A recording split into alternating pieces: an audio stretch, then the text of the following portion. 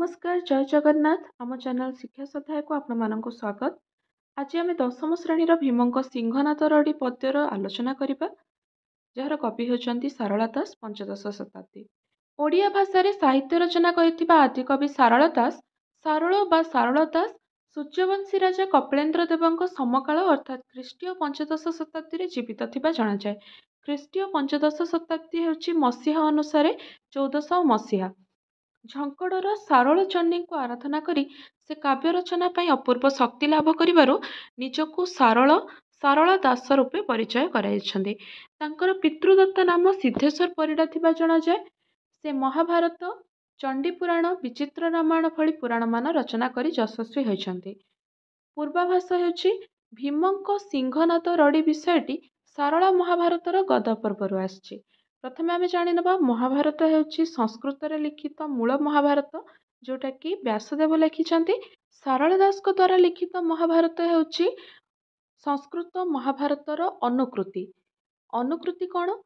ଯେଉଁଟାକି ମୂଳ ବିଷୟର କିଛି ଅନୁକରଣ କରାଯାଇଥାଏ, ପୁରା ଅନୁବାଦ ନୁହେଁ, ଅନୁକରଣ। ଯେମିତି ସାରଳା ଦାସ ଆମ ଓଡ଼ିଶାର ବିଭିନ୍ନ ସଂସ୍କୃତି, ବିଭିନ୍ନ ସ୍ଥାନ ଏବଂ କିମ୍ବଦନ୍ତୀକୁ ନେଇ ମହାଭାରତରେ ସ୍ଥାନ ଦେଇଛନ୍ତି, ଯେଉଁଟାକି ଓଡ଼ିଶାର ଲୋକଙ୍କ ଦ୍ୱାରା ଆଦୃତ ହୋଇପାରିଛି। ଭୀମଙ୍କ ସିଂହନାଦ ରଡ଼ି ବିଷୟଟି ଗଦା ପୂର୍ବରୁ ଆସିଛି। ମହାଭାରତର ମହାସମରରେ ଆତ୍ମୀୟ ସ୍ୱଜନଙ୍କୁ ହରାଇ ମହାମାନି ଦୁର୍ଯ୍ୟୋଧନ ଦୁର୍ବାସାଙ୍କ ଉପଦେଶରେ ଆତ୍ମରକ୍ଷା ପାଇଁ ବ୍ୟାସ ସରୋବରରେ ଆତ୍ମଗୋପନ କରିଅଛନ୍ତି। ଏହି ବ୍ୟାସ ସରୋବରରେ ଶରଣ ନେଇଥିବା ବ୍ୟକ୍ତିଙ୍କୁ ମାରିବା ପାଇଁ ତାର ଶତ୍ରୁ ବଳପୂର୍ବକ ପ୍ରବେଶ କଲେ ଧ୍ୱଂସ ହୋଇଯିବ ବୋଲି ଶିବ ଅଭିଶାପ ଦେଇଥିଲେ। ସହଦେବଙ୍କ ମୁଖରୁ ଦୁର୍ଯ୍ୟୋଧନ ଏହି ନିରାପଦ ସ୍ଥାନରେ ଲୁଚିଥିବାର ସୂଚନା ପାଇ ଭୀମ ଶିବଙ୍କଠାରୁ ସିଂହନାଦ ପ୍ରାପ୍ତ ହୋଇ ଦୁଇଟି ଭୟଙ୍କର ରଡ଼ି ଦେବାରୁ ମହାଲକ୍ଷ୍ମୀଙ୍କର ଅଭୟ କ୍ରୋଡ଼ରେ ଆଶ୍ରୟ ନେଇଥିବା ଦୁର୍ଯ୍ୟୋଧନ ମହାଲକ୍ଷ୍ମୀଙ୍କ ବାରଣ ନ ମାନି ତାଙ୍କୁ ଠେଲି ଦେଇ ଯୁଦ୍ଧଂ ଦେହି ଡାକରା ଦେଇ 70 ଭାର ଗଦା ଧରି ମହାଦର୍ପରେ ବ୍ୟାସ ସରୋବରରୁ ବାହାରି ଆସିଥିଲେ। ଆମେ ପ୍ରଥମେ ଜାଣିବା ମହାଭାରତର ବିଷୟବସ୍ତୁ। କୌରବ ଓ ପାଣ୍ଡବମାନଙ୍କ ଭିତରେ ପଶା ଖେଳ ହୋଇଥିଲା। ପଶା ଖେଳରେ ପାଣ୍ଡବମାନେ ସବୁକିଛି ହାରି ଯାଇଥିଲେ। ତାଙ୍କ ସମ୍ପତ୍ତି, ରାଜ୍ୟ ସବୁକିଛି ହାରିଯିବା ପରେ ଦ୍ରୌପଦୀଙ୍କୁ ବାଜି ଲଗାଇଥିଲେ। ଦ୍ରୌପଦୀଙ୍କୁ ହାରିଯିବା ହେତୁ ତାଙ୍କର ସେଠାରେ କୁରୁସଭାରେ ଅପମାନ ହେଇଥିଲା, ଯାହାଫଳରେ କୌରବ ଓ ପାଣ୍ଡବମାନଙ୍କ ଭିତରେ ଶତ୍ରୁତା ହେଇଥିଲା। ସେଠାରେ ତାଙ୍କୁ 13 ବର୍ଷର ବନବାସ ଏବଂ 1 ବର୍ଷର ଅଜ୍ଞାତବାସ ଦିଆଯାଇଥିଲା। ତାପରେ ଯେତେବେଳେ ପାଣ୍ଡବମାନେ ବନବାସ ସାରି ଆସି କୌରବମାନଙ୍କୁ 5ଟି ଗ୍ରାମ ମାଗିଥିଲେ, ସେତେବେଳେ ମହାମାନି ଦୁର୍ଯ୍ୟୋଧନ ରାଜ୍ୟ ଲିପ୍ସାରେ 5ଟି ଗ୍ରାମ ଦେବା ପାଇଁ ମନା କରିଥିଲେ। କହିଥିଲେ, ବିନା ଯୁଦ୍ଧରେ ଛୁଞ୍ଚି ମୁନରେ ଭୂମି ମଧ୍ୟ ମୁଁ ଦେବି ନାହିଁ। ତେଣୁ ମହାଭାରତର ଯୁଦ୍ଧ ହୋଇଥିଲା। ଯୁଦ୍ଧରେ କୌରବମାନଙ୍କର ଅନେଶ୍ୱତ ଭାଇ ଭୀମଙ୍କ ହାତରେ ନିହତ ହେବା ପରେ ଦୁର୍ଯ୍ୟୋଧନ ଭୟ ପାଇ ଦୁର୍ବାସାଙ୍କ ଉପଦେଶରେ ଯାଇ ବ୍ୟାସ ସରୋବରରେ ଲୁଚିଥିଲେ। ବ୍ୟାସ ସରୋବରରେ କେହି ବଳପୂର୍ବକ ପଶିପାରିବେ ନାହିଁ, ତେଣୁ ଭୀମ ଆଉ ତାଙ୍କ ସହ ଯୁଦ୍ଧ କରିପାରିଲେ ନାହିଁ। ଦୁର୍ଯ୍ୟୋଧନ ମହାଲକ୍ଷ୍ମୀଙ୍କର ପ୍ରିୟ ପୁତ୍ର ହେଇଥିବାରୁ ବ୍ୟାସ ସରୋବରରେ ତାଙ୍କୁ ସେ ତାଙ୍କ କୋଳରେ ଶୁଆଇ ଦେଇଥିଲେ। ଯେତେବେଳେ ଭୀମ ସିଂହନାଦ ବାଦନ କଲେ, ସେତେବେଳେ ଦୁର୍ଯ୍ୟୋଧନଙ୍କର ପ୍ରଥମ ରଡ଼ିରେ ନିଦ୍ରା ଭାଙ୍ଗିଥିଲା। ତାପରେ ଦ୍ୱିତୀୟ ରଡ଼ିରେ ମହାଲକ୍ଷ୍ମୀଙ୍କର ବାରଣ ନ ମାନି ତାଙ୍କୁ ଠେଲି ଦେଇ ଯୁଦ୍ଧଂ ଦେହି ଡାକରା ଦେଇ ସେ ତାଙ୍କ 70 ଭାର ଗଦା ଧରି ଯୁଦ୍ଧ କରିବା ପାଇଁ ବାହାରି ଆସିଥିଲେ। ଏଠାରେ ଭୀମଙ୍କ ଦ୍ୱାରା ଶିବଙ୍କ ଠାରୁ ସିଂହନାଦ ପ୍ରାପ୍ତି, ତାହାର ବାଦନରେ ସୌରମଣ୍ଡଳରେ ଭୟଙ୍କର ପରିସ୍ଥିତି ସୃଷ୍ଟି, ମହାଲକ୍ଷ୍ମୀଙ୍କର ସାନ୍ତ୍ୱନାକୁ ଅଗ୍ରାହ୍ୟ କରି ଦୁର୍ଯ୍ୟୋଧନଙ୍କ ବିରୋଚିତ ସମ୍ମୁଖ ସମରକୁ ଆଗମନାଦି ବିଷୟ ସୁନ୍ଦର ଭାବରେ ଚିତ୍ରିତ ହୋଇଛି। ତ ପଦ୍ୟ ଦେଖି ନେବା। ସହଦେବ ବୋଇଲା ସ୍ୱାମୀ ଶୁଣିମା ଜଗନ୍ନାଥ, ଈଶ୍ୱରଙ୍କୁ ସିଂହନାଦ ମାଗନ୍ତୁ ପବନର ସୁତ। ସହଦେବ ବୋଇଲା ଅର୍ଥାତ୍ ସହଦେବ କହିଲେ, ସ୍ୱାମୀ ଶୁଣିମା ଜଗନ୍ନାଥ। ସ୍ୱାମୀ ଅର୍ଥାତ୍ ପ୍ରଭୁ, ଶୁଣିମା ଜଗନ୍ନାଥ। ଜଗନ୍ନାଥ ହେଉଛନ୍ତି ଶ୍ରୀକୃଷ୍ଣ। ଶ୍ରୀକୃଷ୍ଣଙ୍କୁ ଏଠାରେ ସହଦେବ ତାଙ୍କ କଥା, ତାଙ୍କ ଉପଦେଶ ଶୁଣିବା ପାଇଁ ଅନୁରୋଧ କରୁଛନ୍ତି। ଈଶ୍ୱରଙ୍କୁ ସିଂହନାଦ ମାଗନ୍ତୁ ପବନର ସୁତ। ଈଶ୍ୱରଙ୍କୁ ଅର୍ଥାତ୍ ଭଗବାନ ଶିବଙ୍କୁ ସିଂହନାଦ ମାଗିବା ପାଇଁ ପବନର ସୁତ ଅର୍ଥାତ୍ ଭୀମଙ୍କୁ ଉପଦେଶ ଦେବା ପାଇଁ ଏଠାରେ ସହଦେବ ଶ୍ରୀକୃଷ୍ଣଙ୍କୁ କହୁଛନ୍ତି। ତାପରେ ଗୋବିନ୍ଦେ ବୋଇଲେ, ସେଇ କଥା ଶୁଣି ଗୋବିନ୍ଦେ ଅର୍ଥାତ୍ ଶ୍ରୀକୃଷ୍ଣ କହୁଛନ୍ତି, ଯେବେ ଏମନ୍ତେ ଅଛି ଭୀମ, ଯଦି ଏ ପ୍ରକାର ଉପାୟ ଅଛି, ବୁଦ୍ଧି ହରାଇ କିମ୍ପେ କଲୁ ତୁ ମତି ଭ୍ରମ। ବୁଦ୍ଧି ହରାଇ ମତିଭ୍ରମିତ ହୋଇ କିମ୍ପେ କ'ଣ ପାଇଁ ତୁ ସମୟ ବୃଥା ନଷ୍ଟ କଲୁ? ଏବେ ବହନ ତୁ ବିଶ୍ୱନାଥଙ୍କୁ ସିଂହନାଦ ମାଗ। ଏବେ ବହନ ବର୍ତ୍ତମାନ ହିଁ ଯାଇ ବିଶ୍ୱନାଥ ଅର୍ଥାତ୍ ଶିବଙ୍କୁ ସିଂହନାଦ ମାଗ। ରଡ଼ିର ନାଦେ ମାନଗୋବିନ୍ଦ ବାହାର ହେଉ ବେଗ। ରଡ଼ିର ନାଦରେ ସିଂହନାଦର ଶବ୍ଦରେ ମାନଗୋବିନ୍ଦ ଅର୍ଥାତ୍ ଦୁର୍ଯ୍ୟୋଧନ ବ୍ୟାସ ସରୋବରରୁ ବାହାରି ଆସୁ। ଧ୍ୟାନେଣ ଚିନ୍ତିଲା ସେ ପାଣ୍ଡବ ସୁନ୍ଦର, ଆସନ କମ୍ପିଲା ଯେ ଦେବଶୂଳୋଥର। ଏଠାରେ ଧ୍ୟାନରେ ଯେତେବେଳେ ପାଣ୍ଡବ ସୁନ୍ଦର ଭୀମ ଭଗବାନ ଶିବଙ୍କୁ ଧ୍ୟାନରେ ପ୍ରାର୍ଥନା କରିବା ଆରମ୍ଭ କଲେ, ସେଠି କୈଳାସ ପର୍ବତବାସୀ ଭଗବାନ ଶିବଙ୍କର ଆସନ କମ୍ପି ଉଠିଲା। ଶୂଳଧର, ଯେ ଶୂଳକୁ ଧାରଣ କରିଥାନ୍ତି, ତ୍ରିଶୂଳ ଧାରଣ କରିଥାନ୍ତି ଭଗବାନ ଶିବ, ତାଙ୍କର ଆସନ କମ୍ପିଲା ଅର୍ଥାତ୍ ଯେତେବେଳେ ଭଗବାନଙ୍କୁ ଭକ୍ତ ମନେ ପକାଏ, ଭଗବାନଙ୍କ ପ୍ରତି ତାର ଆକୁଳ ପ୍ରାର୍ଥନା ସେ ଜଣାଏ, ସେତେବେଳେ ଭଗବାନ ମଧ୍ୟ ବିଚଳିତ ହୋଇ ଉଠନ୍ତି। ଧ୍ୟାନେଣ ଜାଣିଲେ ସେ ଦେବ ପଶୁପତି, ଈଶ୍ୱରେ ବୋଇଲେ ଦେବୀ ଶୁଣକ ପାର୍ବତୀ। ଧ୍ୟାନରେ ଥାଇ ଦେବ ପଶୁପତି ଅର୍ଥାତ୍ ଭଗବାନ ଶିବ ଭୀମଙ୍କ ପ୍ରାର୍ଥନା ଶୁଣିପାରିଲେ ଏବଂ ଦେବୀ ପାର୍ବତୀଙ୍କୁ ଶୁଣିବା ପାଇଁ ନିବେଦନ କଲେ। ଆମ୍ଭନ୍ତ ସିଂହନାଦ ମାଗୁଅଛି ବୀର ଭୀମା, ତୁମ୍ଭ ବିଚାରକୁ କିସ ଯୋଗାଇ କଉମା। ଆମ୍ଭନ୍ତ ସିଂହନାଦ ଅର୍ଥାତ୍ ଆମ ସିଂହନାଦ ବୀର ଭୀମ ମାଗୁଅଛି ତୁମ୍ଭ ବିଚାରକୁ ଅର୍ଥାତ୍ ତୁମ ମତାମତକୁ କ'ଣ ଆମେ ଯୋଗାଇ ଦବା, କ'ଣ ଆମେ ତାଙ୍କୁ ସିଂହନାଦ ଦବା ବୋଲି ସେ ଉମାଙ୍କୁ ପୁନର୍ବାର ପ୍ରଶ୍ନ କରୁଛନ୍ତି। ପାର୍ବତୀ ବୋଇଲେ ଭୀମସେନ ଆମ୍ଭ ଉପକାରୀ, ବେଳେ ବେଳେ ପାଣ୍ଡବେ ଆମ୍ଭ କପିଳାସ କଇଁ ଉଦ୍ଧରି। ପାର୍ବତୀ କହିଲେ ଭୀମସେନ ହେଉଛନ୍ତି ଆମ୍ଭ ଉପକାରୀ। ଉପକାରୀ ଅର୍ଥାତ୍ ଉପକାରୀ, ଆମର ସେ ଅନେକ ଉପକାର କରିଛନ୍ତି। ବେଳେ ବେଳେ ପାଣ୍ଡବେ ଆମ୍ଭ କପିଳାସ କଇଁ ଉଦ୍ଧରି। ଏମିତି ସମୟ ଆସିଛି କେବେ କେବେ ପାଣ୍ଡବମାନେ ଆମ କପିଳାସକୁ ଉଦ୍ଧାର କରିଛନ୍ତି, ଶତ୍ରୁ କବଳରୁ ରକ୍ଷା କରିଛନ୍ତି। ସତ୍ୟମନା ଇଛି ଦେବ ଯେ ତ୍ରିପୁରାରୀ। ଯଦି ସତ୍ୟମନ କରିଛ, ଯଦି ସତ୍ୟବଚନ କରିଛ, ତାହେଲେ ଇଛି ମାନେ ଇଚ୍ଛା ଅନୁସାରେ ସ୍ୱେଚ୍ଛାରେ ତମେ ତମର ସିଂହନାଦ ଦବ। ତ୍ରିପୁରାରୀ ଅର୍ଥାତ୍ ଭଗବାନ ଶିବ ହେଉଛନ୍ତି ତ୍ରିପୁରାର ଅନ୍ତ କରିଥିଲେ, ତାଙ୍କୁ ତ୍ରିପୁରାରୀ କୁହାଯାଏ।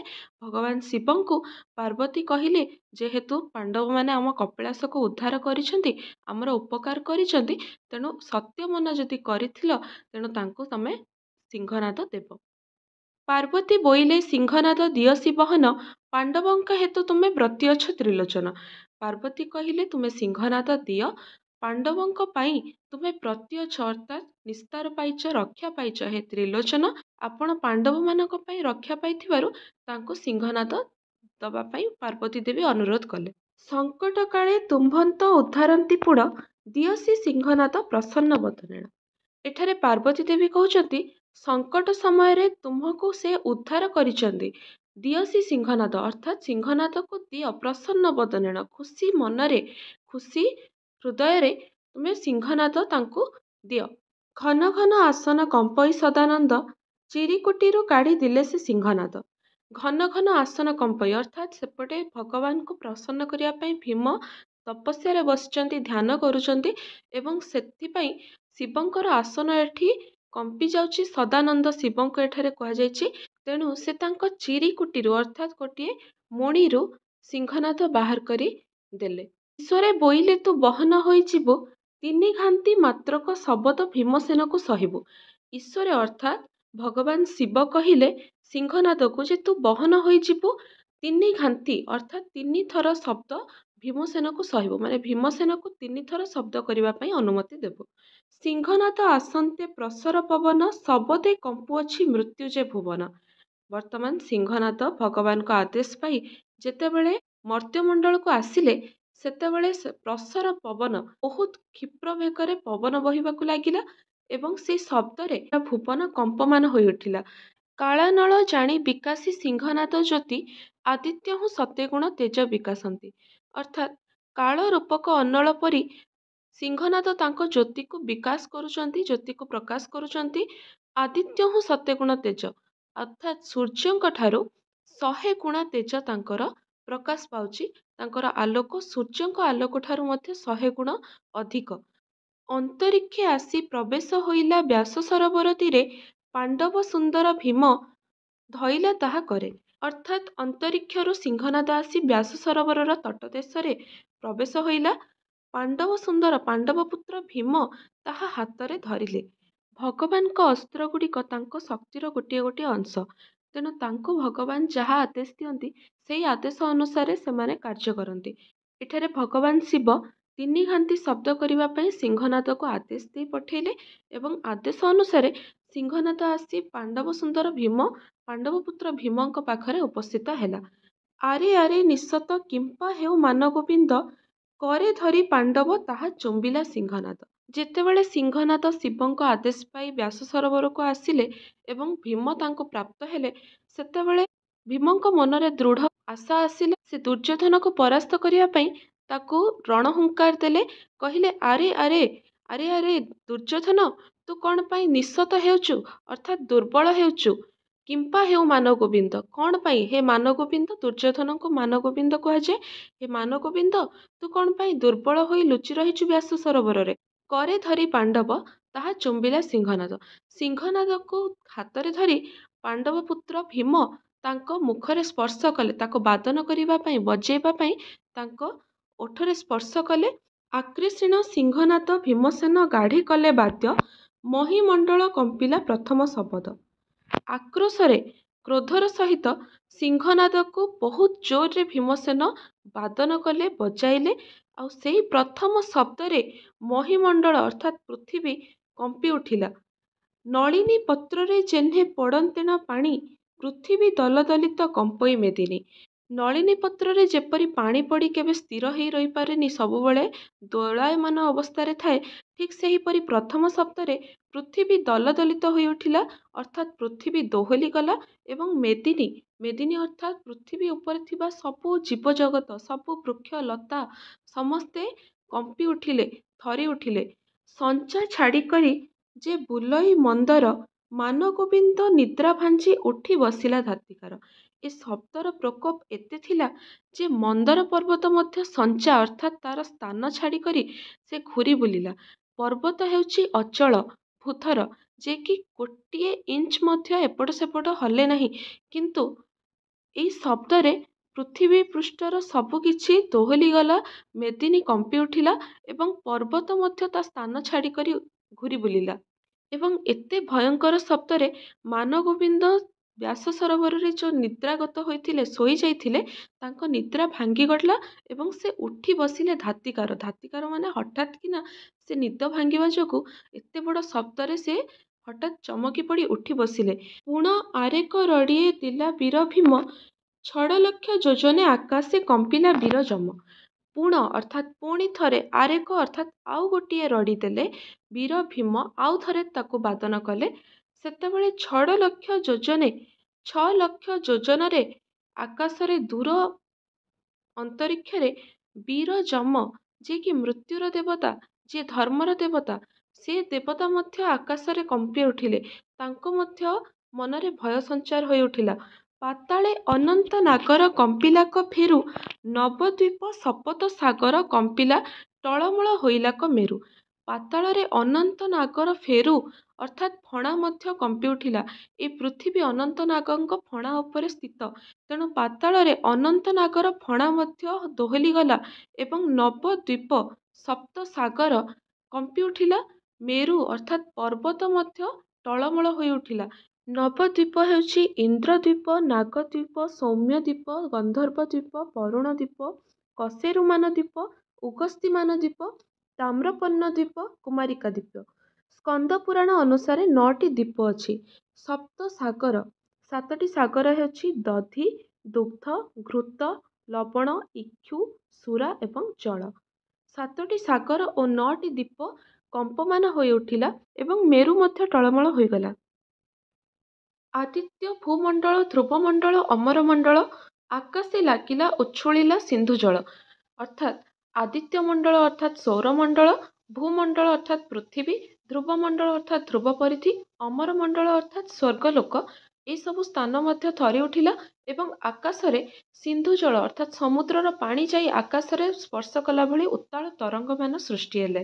ରେ ରେ କାର କରି ରାଜା ଧୃତରାଷ୍ଟ୍ରୀ, ବକ୍ଷସ୍ଥଳେ ମାରି ବାହାସ୍ଫୋଟ ଗର୍ଜିଣ ବେଗେ ଉଠି। ଭୀମଙ୍କ ସିଂହନାଦ ବାଦନରେ ସ୍ୱର୍ଗ ମର୍ତ୍ତ୍ୟ ପାତାଳରେ ଯେତେବେଳେ ଭୟଙ୍କର କମ୍ପନ ସୃଷ୍ଟି ହେଲା, ସେତେବେଳେ ରାଜା ଧୃତରାଷ୍ଟ୍ରୀ ଅର୍ଥାତ୍ ରାଜା ଧୃତରାଷ୍ଟ୍ରଙ୍କ ପୁତ୍ର ଦୁର୍ଯ୍ୟୋଧନ ଉଠି ବସିଲେ ଏବଂ ତାଙ୍କ ବକ୍ଷସ୍ଥଳରେ ହାତ ପାଡ଼ି ବାହାସ୍ଫୋଟରେ ଗର୍ଜନ କରି ବେଗରେ ଉଠି ଆସିଲେ। ମହାଗହନ ନିଶ୍ୱାସ ବୁଲାଇ ବେନି ଭୁଜେ ଆକ୍ରୋଶୀ ଧଇଲେ କମଳା। ଦୁର୍ଯ୍ୟୋଧନ କ୍ରୋଧରେ ଜର୍ଜରିତ ହୋଇ ଦୀର୍ଘଶ୍ୱାସ ଛାଡ଼ି ଡୋଳା ବୁଲାଇ ଚତୁର୍ଦିଗକୁ ଦେଖିବାକୁ ଲାଗିଲେ। ବେନି ଭୁଜେ ଆକ୍ରୋଶୀ ଧଇଲେ କମଳା। ବେନି ଭୁଜରେ ଅର୍ଥାତ୍ ଦୁଇ ହାତରେ ମା ଲକ୍ଷ୍ମୀ ଦୁର୍ଯ୍ୟୋଧନଙ୍କୁ ଜାବୁଡ଼ି ଧରିଲେ। ଆରେ ଆରେ ଦ୍ରିଜୋଧନ ଅପାର ପ୍ରତିଜ୍ଞା ଯେ କଲୁ ବାବୁ, ବୋଇଲୁ ଯେ ଭୀମର ସାତରଡ଼ି ସହିବୁ। ମା ଲକ୍ଷ୍ମୀ ଦୁର୍ଯ୍ୟୋଧନକୁ ତାଙ୍କ ପ୍ରତିଜ୍ଞା ବିଷୟରେ ମନେ ପକାଇ ଦେଇ କହୁଛନ୍ତି, ଆରେ ବାବୁ, ଆରେ ପୁତ୍ର, ତୁ ଅପାର ପ୍ରତିଜ୍ଞା କରିଥିଲୁ ଯେ ଭୀମର ସାତରଡ଼ି ସହିବୁ, ଭୀମର 7 ଥର ଯୁଦ୍ଧ ଆହ୍ୱାନକୁ ତୁ ସହନ କରିଯିବୁ। ମାନଗୋବିନ୍ଦ ରାଜା କମଳା ଭୁଜଦଣ୍ଡ ଦେଲା ପେଲି, ଅଧର ପୁଷ୍ଟ କରି ପଳାଯା ବୋଲି ବୋଲି। ମାନଗୋବିନ୍ଦ ଅର୍ଥାତ୍ ଦୁର୍ଯ୍ୟୋଧନ ମା ଲକ୍ଷ୍ମୀଙ୍କ ହାତକୁ ଠେଲି ଦେଇ ଅଧର ପୁଷ୍ଟ କରି କ୍ରୋଧ ଜର୍ଜରିତ ହୋଇ ମା ଲକ୍ଷ୍ମୀଙ୍କୁ ଭର୍ତ୍ସନା କରି ପଳା ଯା ବୋଲି କହିଲେ। ମହାଲକ୍ଷ୍ମୀ ବୋଇଲେ ଯେ ପଳାଉ ଅଛିନି ମୁହିଁ, ତୋହର ଭର୍ତ୍ସନା ବୋଲିବାକୁ ଥିଲି ତ ବାଟ ଚାହିଁ। ମହାଲକ୍ଷ୍ମୀ କହୁଛନ୍ତି, ମୁଁ ନିଶ୍ଚିତ ଏଠାରୁ ପଳାଇ ଯିବି। ତୋହର ଏଇ ଭର୍ତ୍ସନା କରିବାକୁ, ତୋହର ଏଇଭଳି ଅପମାନ କରିବାକୁ ତ ମୁଁ ବାଟ ଚାହିଁଥିଲି। କାରଣ ମା ଲକ୍ଷ୍ମୀଙ୍କ ବରପୁତ୍ର ହେଉଛି ଦୁର୍ଯ୍ୟୋଧନ। ମା ଲକ୍ଷ୍ମୀ ତାକୁ ରକ୍ଷା କରିବା ପାଇଁ ବ୍ୟାସ ସରୋବରରେ ତାକୁ ନିଦ୍ରାରେ ଶୁଆଇ ଦେଇଥିଲେ। ମା ଲକ୍ଷ୍ମୀ ଦୁର୍ଯ୍ୟୋଧନର ରକ୍ଷା କରିବା ପାଇଁ ତାଙ୍କ କ୍ରୋଡ଼ରେ ପୁତ୍ରକୁ ଶୁଆଇ ଦେଇଥିଲେ। କିନ୍ତୁ ବର୍ତ୍ତମାନ ସେ ପାପୀ ମହାଲକ୍ଷ୍ମୀ ଦୁର୍ଯ୍ୟୋଧନର ଭର୍ତ୍ସନା ଶୁଣିବାର ବାଟ ଚାହିଁ ବସିଥିଲେ ବୋଲି ତାକୁ କହି ମହାଲକ୍ଷ୍ମୀ ଛାଡ଼ିବା ପାଇଁ ଉଦ୍ୟତ ହେଲେ। ଲଛି ବୋଲେ ଆବର ରଡ଼ିଏ ଯେବେ ସହିବୁ ପାମର, ଇଏ ରଡ଼ି ସହିଲେ ତୁରେ ହୋଇବୁ ଅଜରାମ୍ବର। ଲକ୍ଷ୍ମୀ କହିଲେ, ଆବର ମାନେ ଆଉ ଗୋଟିଏ ରଡ଼ି ଯଦି ତୁ ସହିପାରିବୁ ରେ ପାମର, ହେ ପାପୀ, ଯଦି ଆଉ ଗୋଟିଏ ରଡ଼ି ତୁ ଭୀମର ସହିପାରିବୁ, ତେବେ ତୁ ଯାଇ ଅଜରାମ୍ବର ହେବୁ। ଅଜର ଅମର ତାକୁ ସନ୍ଧି କଲେ ହେଇଯିବ ଅଜରାମ୍ବର, ଯିଏକି କେବେ ମରେ ନାହିଁ, କେବେ ଜରେ ନାହିଁ, କେବେ ବୃଦ୍ଧ ହୁଏ ନାହିଁ। ଆଉ ଥରେ ଯଦି ରଡ଼ି, ଆଉ ଥରେ ସିଂହନାଦର ବାଦନ ଯଦି ତୁ ସହ୍ୟ କରିପାରିବୁ, ତାହେଲେ ତୁ ଅମର ହେଇଯିବୁ। ଏତେ ବୋଲି ତତ୍କ୍ଷଣେ ଛାଡ଼ିଲେ ମହାଲକ୍ଷ୍ମୀ, କଦଳୀପତ୍ର ପ୍ରାୟ କମ୍ପଇ ମହାତମୀ। ଏତିକି କହି ସାଙ୍ଗେ ସାଙ୍ଗେ ମହାଲକ୍ଷ୍ମୀ ଦୁର୍ଯ୍ୟୋଧନକୁ ଛାଡ଼ି ପଳାଇଗଲେ।